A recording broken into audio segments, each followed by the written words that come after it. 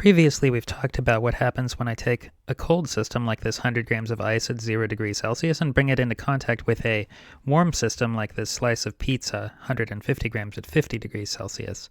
Now, once these are in contact, we know that they can exchange energy with each other.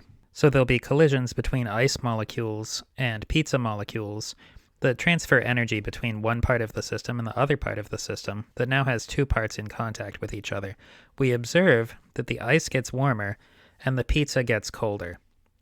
Remember when we talked about this, we said that this exchange of energy due to a difference in temperature is called heat, and we saw the relationship that how much heat is exchanged depends on the mass of the object, the ability of that object to change its temperature due to absorbing heat, which we call the specific heat, C, and the temperature via this relationship. The heat is proportional to the difference in temperature, and it's also, the change in temperature, it's also proportional to the mass of the object and the specific heat of the object. So we can conclude pretty easily that the final temperature of this system will be somewhere between 0 degrees Celsius and 50 degrees Celsius if the system is isolated from the rest of the universe, but it's harder to conclude that it would be, say, 25 degrees Celsius because ice has a higher specific heat than pizza, takes more energy to change the temperature of this object per gram than of this object. Although cheese can probably give water a run for its money. It has a pretty high heat capacity, which you'll know if you've ever made a lasagna and waited for it to be ready to eat. So is it possible that the fastest molecules in the ice lose energy during these collisions, and the slowest molecules in the pizza happen to hit those molecules and gain energy, which would make the pizza get hotter and the ice get colder? Is that possible? If it is possible, why don't we observe it ever?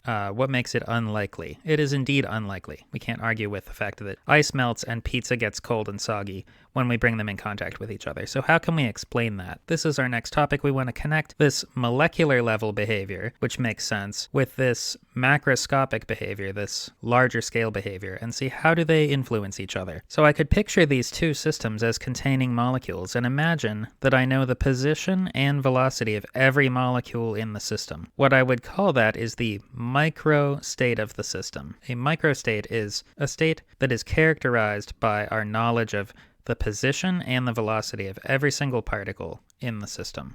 That is a far-fetched idea. We can imagine it easily, but if I have a mole of particles, it's almost computationally impossible to even do anything with that information. Another way to describe this system is via state variables. So we have a number of moles, degrees of freedom for the particles, the pressure of the system, the volume, and the temperature.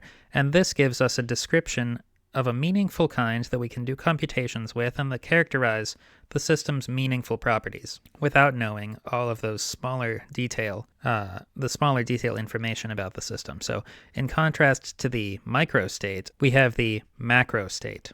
So this is a state about which we know only the essential larger scale features, not all of this molecular detail. Now, we might imagine that there are many possible configurations and velocity distributions of these systems, which correspond to the same macroscopic properties. The pressure doesn't depend on exactly what the velocities are, only on their average influence on the walls of the container.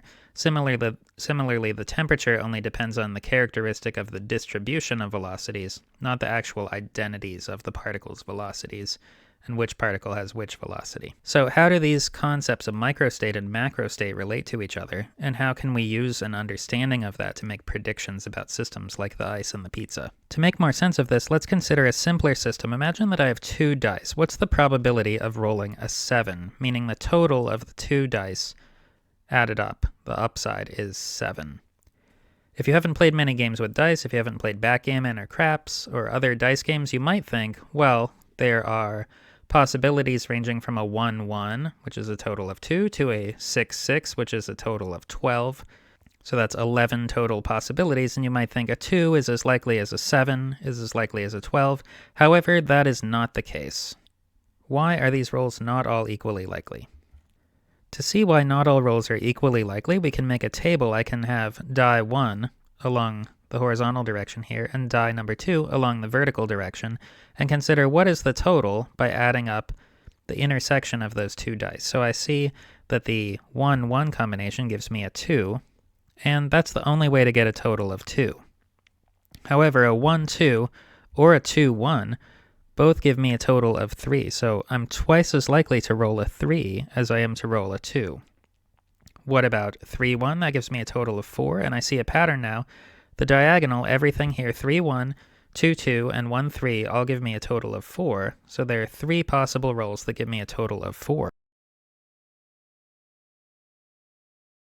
So notice there's a symmetry here. There's only one way to get a 2, and there's only one way to get a 12, but the closer we get to the middle, the more ways there are of achieving that outcome. So in this case, I would call the identity of the 2 dice, 1, 1, the microstate, and the total, 2, the macrostate. Here my total is 2, 1, and here it is 1, 2, but those 2 microstates both correspond to the same macrostate of a total of 3. So how many possible outcomes are there? I have 6 for the first die and 6 for the second die, so there are 36 possible outcomes. Are these all equiprobable, meaning equally probable? Well, we can see clearly that they aren't. You're much more likely to roll a 7 than a 2. How many times more likely? 1, 2, 3, 4, 5, 6, 7s, and only 1, 2. We're 6 times as likely to roll a 7 as to roll a 2. So these are not all equiprobable. There are 6 ways to roll a 7, and only 2 ways to roll a 2, so I can see that, only 1 way to roll a 2, snake eyes, 1, 1. But what is the actual probability of each of those rolls?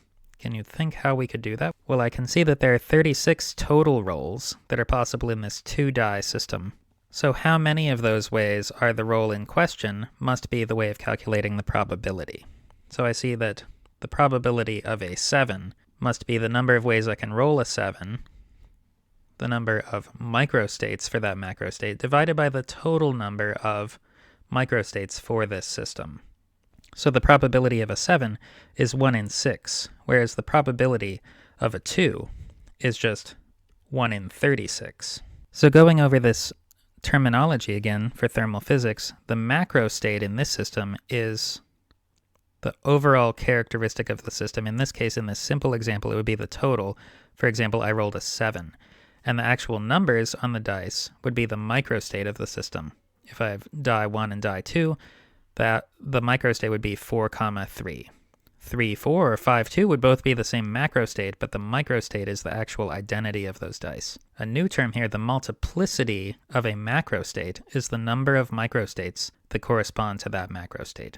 So we have 6 microstates here that correspond to the macrostate of 7. We have just 1 microstate that corresponds to the macrostate of 2. So if we made a histogram showing the multiplicity of each of these possible outcomes, I see that there's 6 ways of rolling a 7, 5 ways of rolling a 6, 5 ways of rolling an 8.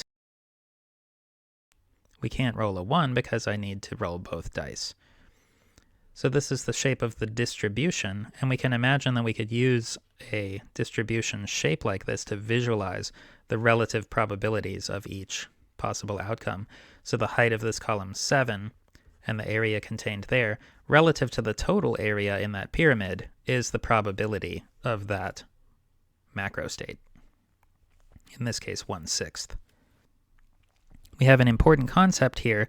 It's called the fundamental assumption of statistical physics, and this assumption is that an isolated system in an equilibrium macrostate has equal probability of being in any of the microstates corresponding to that macrostate. In our die example, this means a 2, 5 is as likely as a 3, 4. This seems like a reasonable assumption and an intuitive thing to assume if I have several configurations of molecules that all correspond to the same overall energy for the system, overall pressure, overall temperature for that system. They're all equally likely. There's no reason that one particular configuration of particles and velocities is more likely for that set of energy, pressure, temperature, and other macroscopic state variables. Now, a corollary, a fact that follows from this idea that the isolated system is equally likely to be in any of the microstates for its macrostate, is that the likelihood of a macrostate is proportional to its multiplicity. So if I have 6 ways of rolling a 7 and they're all equally likely, and only 1 way of rolling a 2, the 7 is 6 times more likely than the 2. We can extend that to collections of molecules as well. Since all the microstates are equiprobable, the probability for a macrostate is equal to its multiplicity divided by the total number of microstates that are available to the system. So as we saw, the probability of rolling a 7 is proportional to the multiplicity, which we represent with a capital omega, the multiplicity of 7 divided by the total number of microstates for the system. I'll call it omega total. And this gives us a rule for thinking about how to predict the most likely state, or the probability of a given state, for a particular system. In future examples, we'll see how to apply these ideas in combination with our discussion of degrees of freedom and the exchange of energy to see why a system ends up in its most likely macrostate after it has exchanged energy between its parts and achieved thermal equilibrium.